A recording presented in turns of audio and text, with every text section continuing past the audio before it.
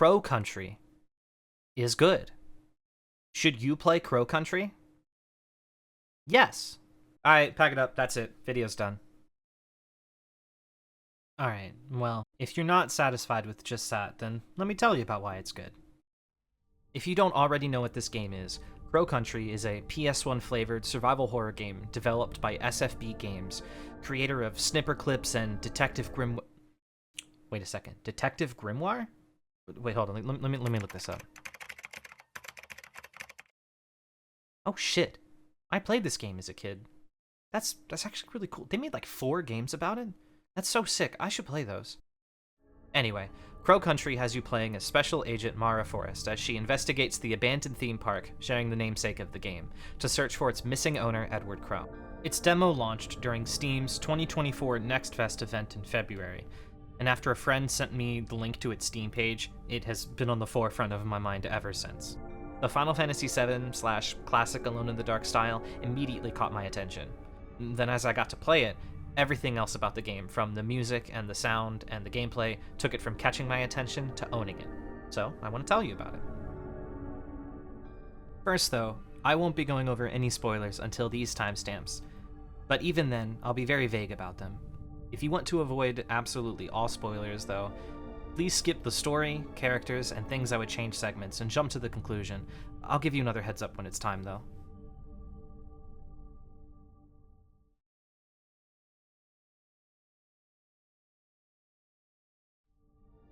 First up, the graphics. I love the visuals of this game. I love the round character models, I love the pixelation filter put over everything, the lighting, the color schemes going on, I eat it all up. The game is beautiful, nothing feels out of place. If you think the models look silly, I promise you, you'll forget about it within 20 minutes of playing the game, and you'll get immersed into everything. Every screen in the game is full of clutter and junk, which makes the place feel run down and full. I remember the era of crappy Slender the 8 Pages and Amnesia clones, where every room is just perfectly smooth and spotless without any style or texture or feature, just assets placed to serve a purpose. And I'm so glad every time I play a new game and see that the creators have just slung trash all over the place. It really reminds me of my home on the East Coast. The monsters you'll be fighting are also very creepy. I'm a big fan of all the ones I've seen, but you'll have to see the rest of them yourself when you buy this game and play it, because it's good. I love how with low poly /PS1/retro style horror games in general, as well as this game, the limitations of visuals make it hard to discern exactly what it is you're looking at, and let your brain fill in the gaps. I can tell that I'm shooting at some Five Nights at Freddy's demon, but I can't tell you if it's flesh, if it's a suit, if it's a robot. It's just some rust-colored, twitching thing, and it wants to kill me, and that's reason enough for me to shoot it and step all over it until it stops moving. The animations are all perfectly fitting. All the monsters move in uniquely gross ways, and Mara's jog is nice to look at. I might be weird, but I judge games pretty heavily on the run animations. Though, Crow Country gets a pass, so good job, Mara.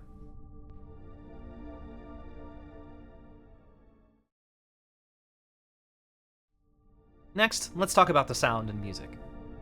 The sound design in this game is great, as well as the music.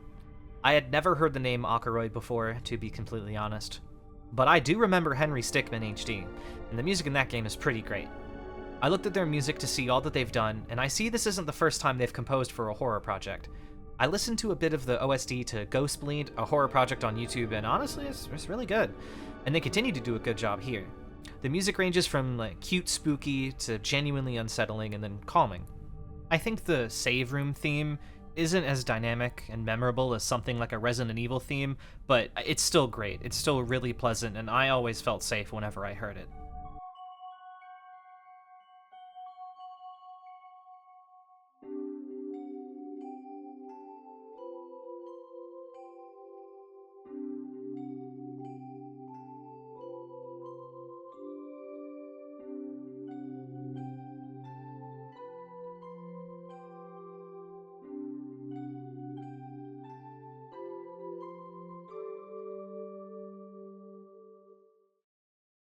I think my favorite track so far is the music you first hear when you enter the main area of the amusement park. This one right here.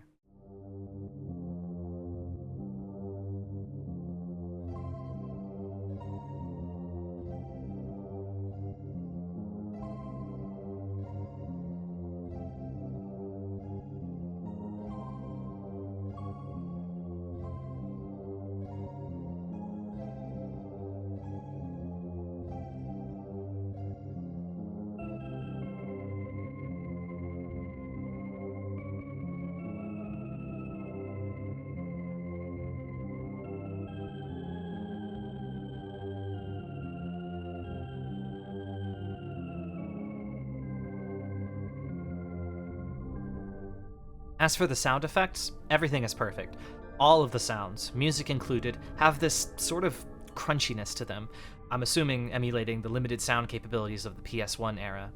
The creaking of doors is great, the footsteps, the sounds of the little crows eating the globs of flesh on the floor, the buzzing electricity of the lights, all of those come together and are incredibly well done and immersive. I swear, you could cut the atmosphere with a knife and eat it like a steak. There's also sometimes this really unnerving ambience that sounds like down-pitched pigeons cooing mixed with some other sounds.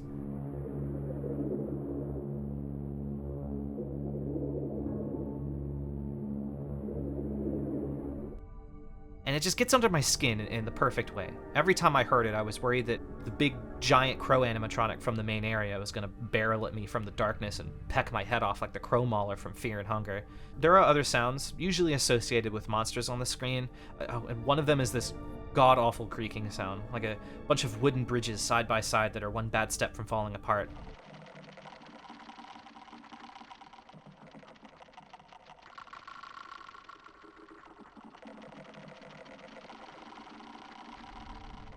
Gives me the goosebumps every time I hear it. The sounds for all the little things are good too. The gunshots sound great, there's a specific easy to pick out noise for when your shots land, as well as some good hit recognition from the enemies, because you can see them flinch a little bit when they get shot. And the barrels and electrical fuses blowing up sound punchy, but not too over the top. Alright, now let's talk about the gameplay. Is the gameplay fun? Is it a fun video game to play? The gameplay is solid. I can be frank and say that I don't really think you're going to be white-knuckling your controller and on the edge of your seat, but I think, for the kind of game that this is, the action is perfect. It's simple. Hold R1 to aim, press X to shoot. Aiming isn't lock-on like classic Resident Evil. While aiming, you use the left analog stick to move around the aiming reticle relatively slowly and try to aim for the head. The game also tells you pretty early on that you do more damage if you shoot close to the enemy, which encourages you to risk damage by getting closer to save more ammo. The controls feel responsive, raising your gun is fast, but aiming is pretty slow. That never felt like an issue to me though. The enemies were usually slow as well, and I could just run around them or adjust my aim as needed, so it didn't really feel all that unfair. Your run speed is great. You run fast enough to get you where you need to go in a timely manner, but you don't fly through areas too fast. This is helped by the areas not being too large, as there aren't really any sprawling areas. Everything's tight and concise, which complements your moving speed. This is a good time to bring up that I think that the level design in this game is very good. I don't think I'm qualified to go on a long tangent about level design in games, but I can say my impressions at least. Every area felt visually unique and distinct, and I was never confused about what area I was in. The themes of the amusement parks double as atmosphere and mechanical purpose as you're traveling through the different portions of the park, as well as the different sections of the game. Everything links together in that usual survival horror way, in a way that feels natural and satisfying when you realize you've just opened up a shortcut to a previous area. I will say that I didn't feel really particularly challenged by the combat in this game.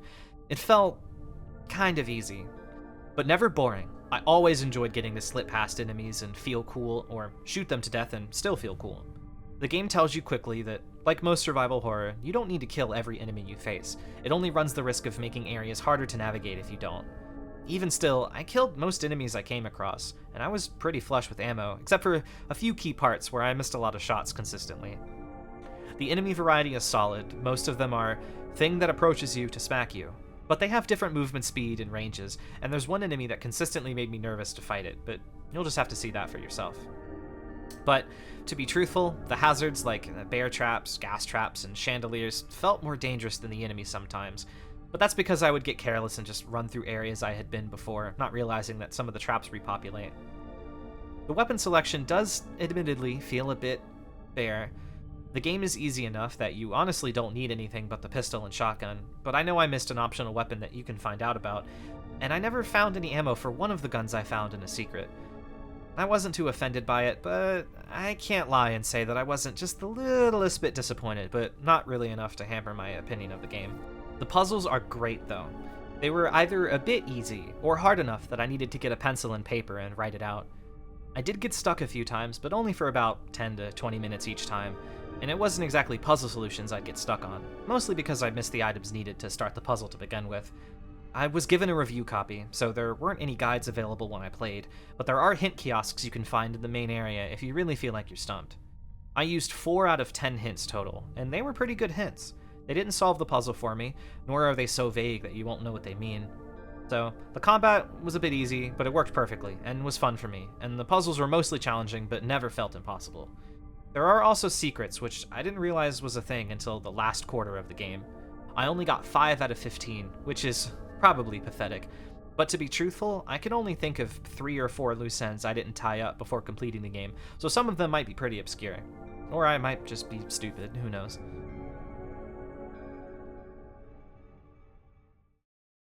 Next up is accessibility. I am not usually someone who benefits from some of the major accessibility options in English games. I'm not colorblind, my vision is pretty bad, but nothing glasses can't fix, and I'm a native English speaker. So I'm not really going to be the best person to talk about this game's accessibility, but I want to try nonetheless. If you know of a reviewer who is more qualified and knowledgeable about accessibility options, or are yourself, recommend them to me or give me your impressions yourself in the comments. So, to start, the most obvious accessibility option is the exploration mode. You choose it when starting a new game. I didn't see an option to toggle it during gameplay, so I think it is a commitment. I didn't play for very long on exploration, but it stopped spawning enemies entirely, with the exception of their corpses in very select places.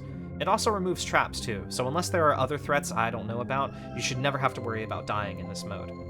It's honestly pretty useful. For me, it made it easy to run through the game to get some footage for this review, and it should be nice for people who are easily scared or just don't want to bother with the combat. It's cool.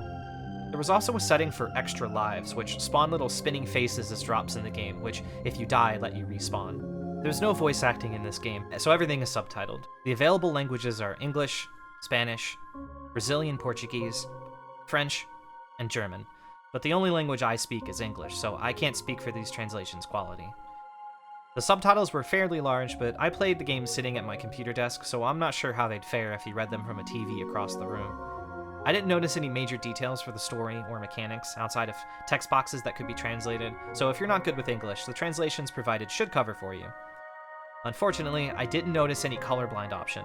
However, there were some puzzles that involved red and green lights. I'm not sure if they were shades that red-green color blindness wouldn't be able to see, but if so, I hope they add a feature later for colorblind players.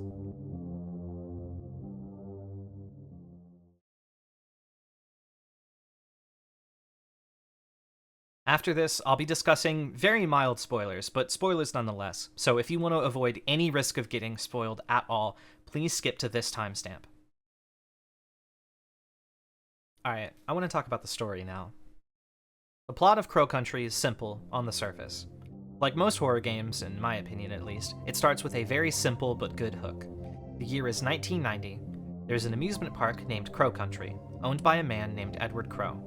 He abandoned it in 1988 and promptly was reported missing after a scandal involving one of the park-goers getting injured on the premises. You play as Special Agent Mara Forrest, parking her car in the staff parking lot and beginning to investigate what happened to Crow and his park. Within 5 minutes, you're shooting open the padlock and walking right in, so it doesn't waste any time getting you started. From here on, it stays pretty straightforward.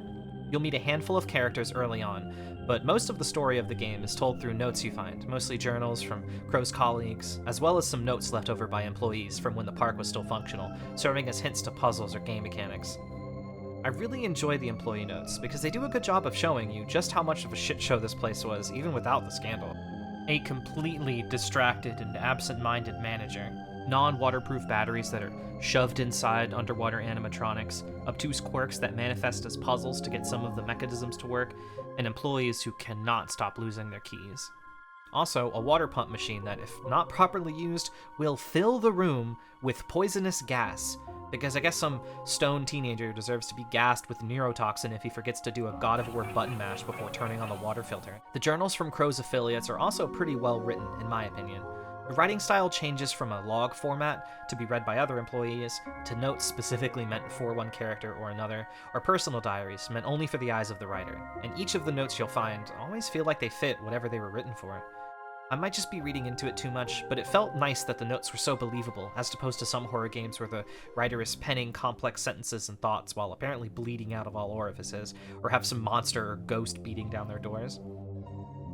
I won't spoil anything, but you would do well to pay attention to the story of this game, because if you just assume you're smarter than it and gloss over what's being said, you might be surprised by what you find. There were dialogue options you could choose between when talking to characters, but I wasn't able to gauge just how much of an effect they would have on the story or the ending. Some questions seemed like they would make a difference, but none that I could foresee changing the plot, but I intend to find out on a second playthrough. Also, I'm obviously not going to spoil the ending, but the ending is good and I'm very satisfied with it completely.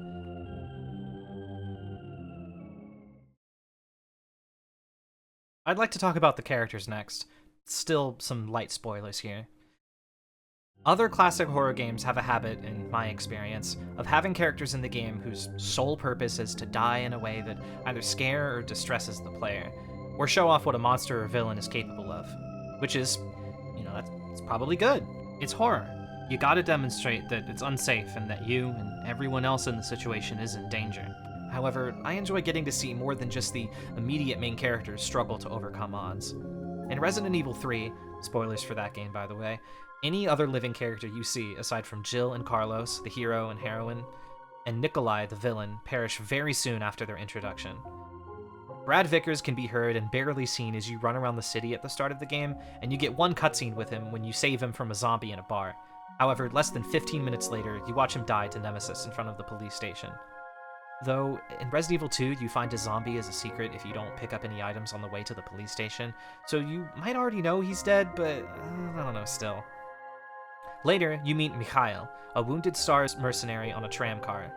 There is an optional cutscene with him you can see, but less than 30 minutes after his introduction, he dies to Nemesis.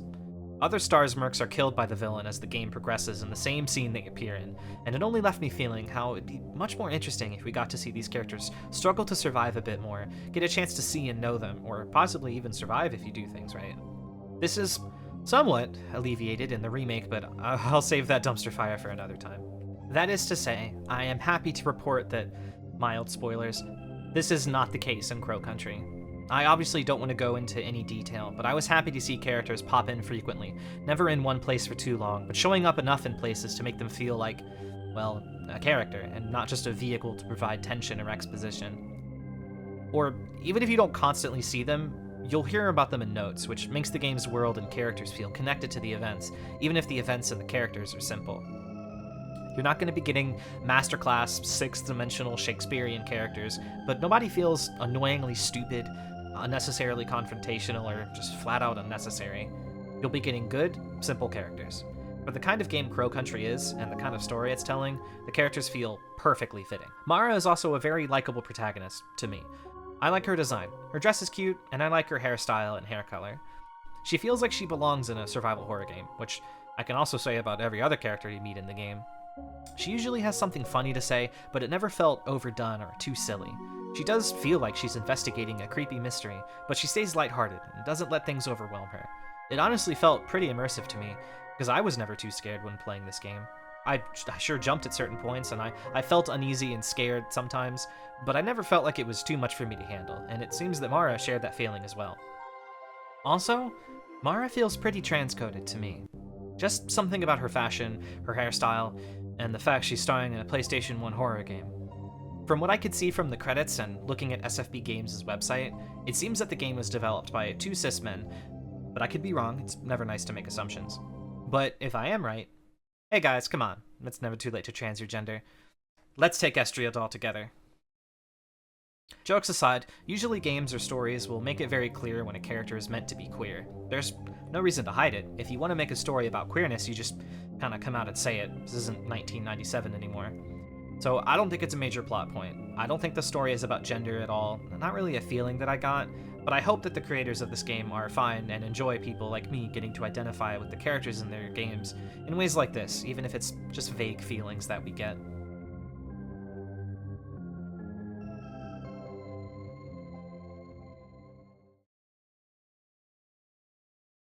Here's some things I would maybe like changed or added. Honestly, the game felt pretty easy to me. I'm kind of a survival horror junkie, so maybe it's just because I play these kinds of games a lot, but I never really felt all that challenged by the gameplay. The puzzles were great though, as I said earlier. They were always fun and were at worst just a little easy, but at their best they had me scratching my head and using pen and paper to figure out the solution. However, I was never stuck for too long. If I could have it my way though, I would have liked some more difficulty options. Maybe more aggressive enemies or less ammo on higher difficulties. I missed a lot of secrets, which would have given me more weapon options, but I wouldn't have minded some additional weapon types in addition to more challenge as well.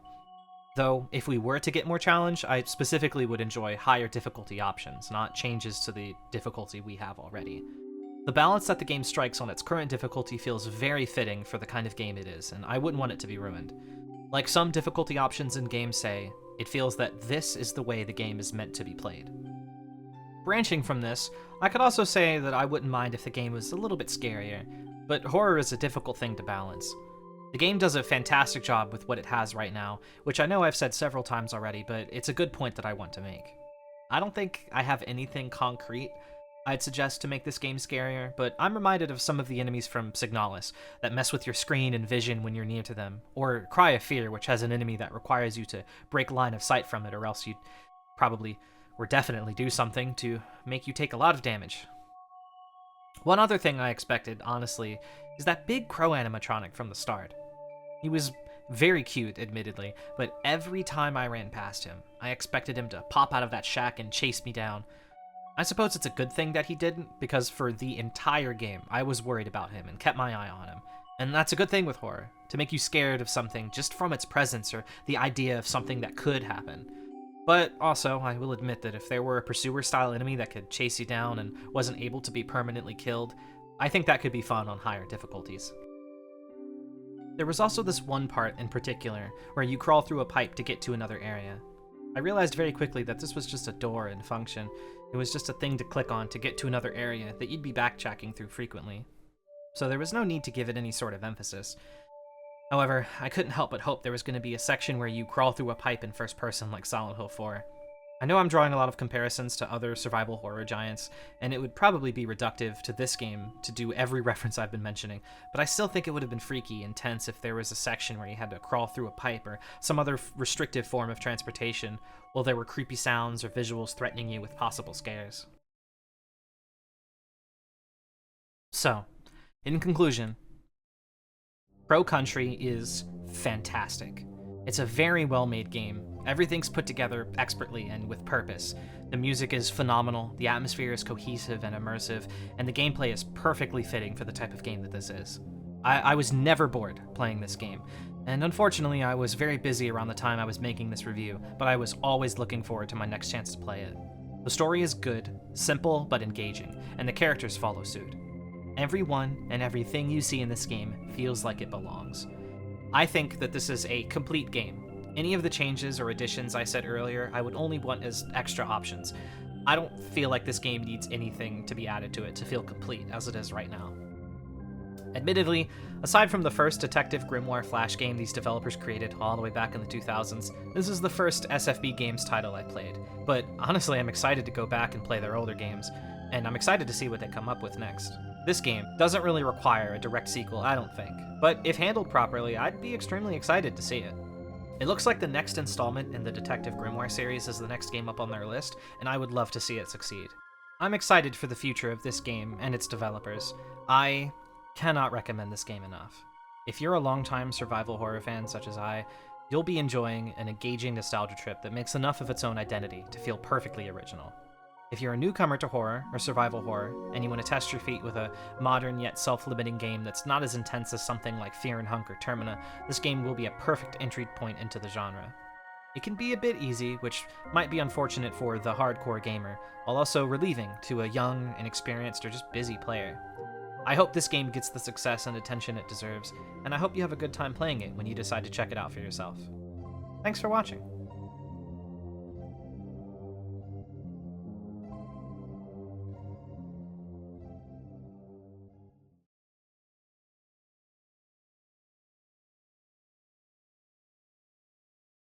Well, that was it. That was my first ever video review I've ever recorded, wrote a script for, edited. That's the first time I've ever done anything like this. I'm sure that there are things I could have done better. I know that there are things I could have done better. A lot of this video, I've looked back as I've watched it through to make sure that everything was okay. I was like, ooh, I probably could do this instead of this, or, oh, I talked for a little bit too much there. I could probably shave this down. And I did that a little bit. I did some tidying up, but I thought that I figured that if I spend too much time trying to make it perfect, I'm gonna take an extra couple days on this. So I'm gonna do what I can, and I'm gonna get it to a point where I can call it finished and ship it out, and that's what I'm gonna do.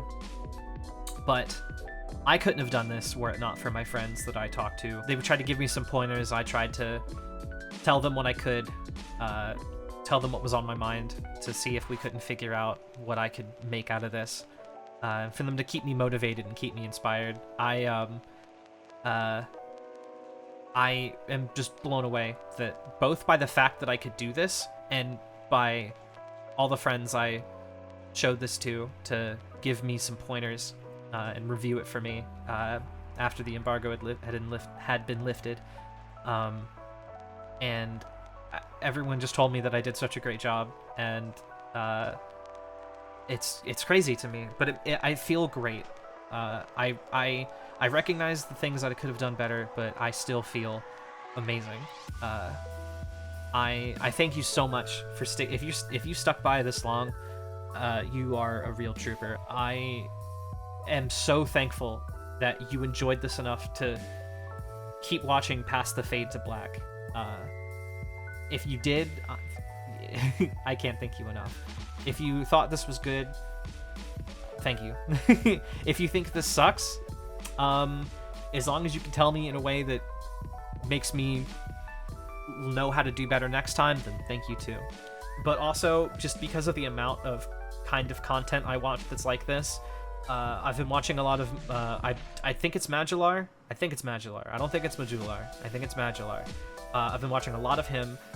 Dungeon Chill is probably one of my favorite YouTube essayists. If you haven't heard of him, you should check him out. I'm going to put a bunch of links to channels that are just kind of my general inspiration when it came to how I should try to edit and record this and how I should sound when I talk. And I'm also going to link the friends that helped me along the way and kept me motivated and said nice things to me. This is the first time I'd ever done any project like this, and the fact that I'm just operating off of vibes, I didn't even know how to use Sony Vegas. I figured this shit out just Googling shit and asking friends. And I made this, and I am proud of it. Even if it's not perfect, even if there's going to be 6 million other Crow Country video essays that are going to come out in the next, I don't know, 2 hours whenever this video drops. Like, regardless if they are better than me, I don't care. I made this, and I am proud of it. And that's one of the first times I've ever said that to myself. So I'm gonna remember this for some time to come. But I've been rambling too long. I just wanted to say thank you and tell you what I'd been thinking. If you are someone outside of my very insular streaming community, thank you for watching this long. You could follow me on Twitch if you'd like. I play a lot of games like this and kind of just whatever I want, but I'd love to see you there. And you should check out my friends that I'm going to put in the description as well. I'm also going to put all the links to all of the videos that I took from. There was some stuff from the bad Slenderman clones and then Slendy Tubbies, God help me. And then there was the Resident Evil 3 long play. I really didn't want to load up those games myself. So I was very grateful to the people that upload stuff like long plays and people who play terrible Slenderman games that I don't have the patience to play.